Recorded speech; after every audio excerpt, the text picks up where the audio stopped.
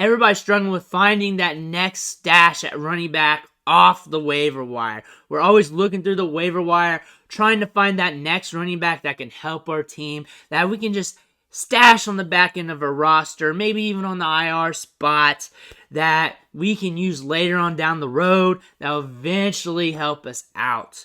A running back that I'm going to talk about today, that I've talked about for a while now, and I'm going to keep talking about him because he's an easy stash to see what happens with, and that's Kyren Williams from the Rams. He's currently on IR, which means if he's on waivers right now and you got a guy on the back of your bench that you don't really like, you can do the quick flip, pick him up off waivers, and then throw him on your IR spot, and maybe you can pick that guy back up if you want later when you're able to, or pick up another guy, whatever you want to do. Usually your last guy stashed is a guy that you can live without. Sometimes not. Sometimes you've been watching this channel and you're like stashing guys left and right. But if you throw a guy in an IR spot and stash him for a couple weeks and not impact your roster, it's always good to go.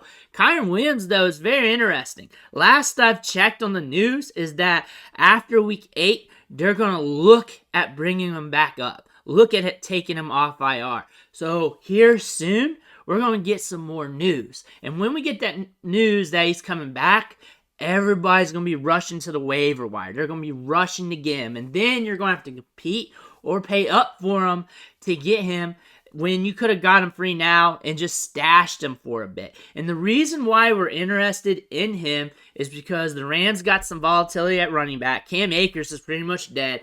We like Darrell Henderson. He's a good running back. But this team likes to use 2 running backs. It was noted by Adam Shefter that Kyren Williams was going to have a large role in the offense going into the season as we were getting ready to start week 1. And now we're getting to this point where he's about to come back. When he was put on IR, they said he was going to be out 6 to 8 weeks. Now we're approaching the 8-week mark. So we're getting to that time. And I get it. There's going to be some ambiguity here. With all running backs or players coming back from injury, you don't know what you're going to get when they come back. That's the risk involved. But the risk is limited here because you're dropping the last player on your roster, a player that you hate anyways, more than likely, to pick up a guy to put in your IR spot. Then maybe you can pick up that guy you hate back up, or another jabroni, whoever it is. Stash Williams, see what happens, and then go from there. When he comes back, you want to monitor his touch load. You want to see how many times he's touching the ball. You want to see what he's doing. And you also want to give him a couple games. So say he comes back week 9, week 10, whatever, and he's only getting a limited amount of opportunity. Don't be too dramatic. You're also going to have to wait a little bit. If you can't wait, if this is something that you don't have patience for, it may not be a good strategy for you, but you just want to see what happens. Another avenue with this is that a lot of people are waiting on Kyren Williams to come back. I know this from the statistics from my YouTube channel, from the questions I get. A lot of people are looking at Kyren Williams right now. And if you're in a lot of leagues, especially in leagues where you don't know who you're playing with, like you join some leagues online, off Sleeper or something, off the internet, you may want to get him now if he's available. He's available in 21% of leagues. Last week it was 11%, so that's a 10% increase. So it's been increasing by the week.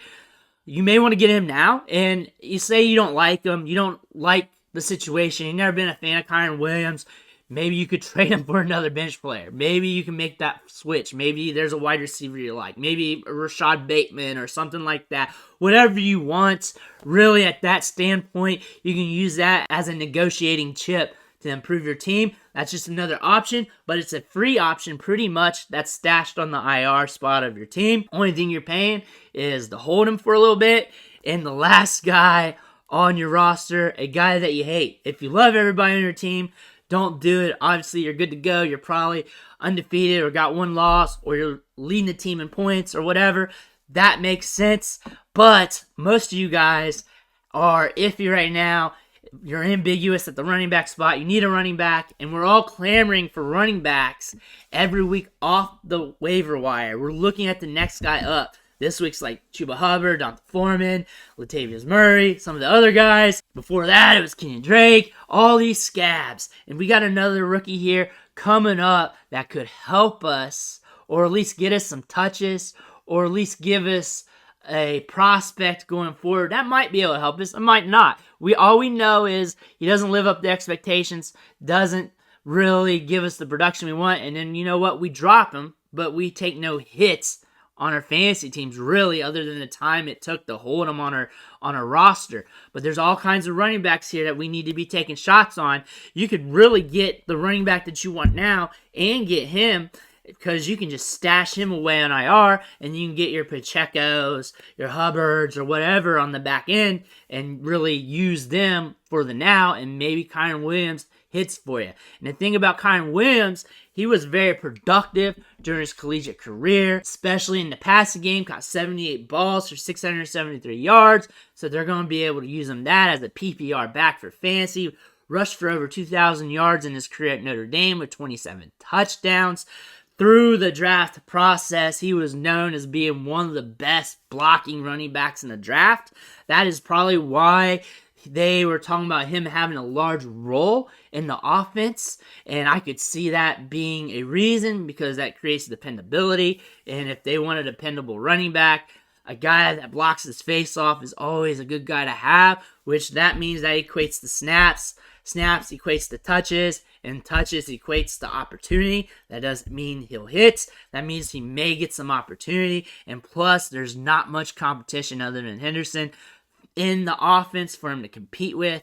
The downside was the combine metrics, and this is why he fell in the draft. This is why he's not a top-tier prospect, and this makes him a little iffy. 4.65 40-yard dash at 194 pounds, 9th percentile, size-adjusted speed score. If you're looking at him as a prospect for Dynasty, you need to be very iffy, especially if you're paying up for him via trade. If you got him free off waivers, free in rookie drafts, like with a 6th-round rookie pick, 5th-round rookie pick, or later or something like that, then you're all right because you have no sunk cost invested.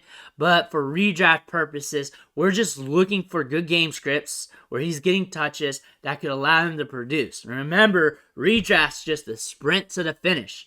And these games that they're playing in, there's always going to be an opportunity here and there that a running back or any player, and they don't have to be a stud prospect. We see non-stud prospect hit all the time, every single week. But we just need them to be in the situation where they're getting enough workload, getting enough opportunity where they can give us some sort of production. Catching a few balls out of the backfield, crossing the goal line, breaking off a couple long runs.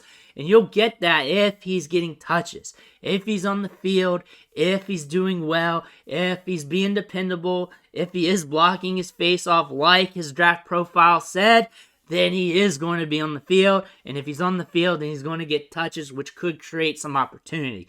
If he falls on his face, you just drop him and you get the next running back. But right now, he should be just chilling on IR. Let me know in the comments what you think about Kyren Williams.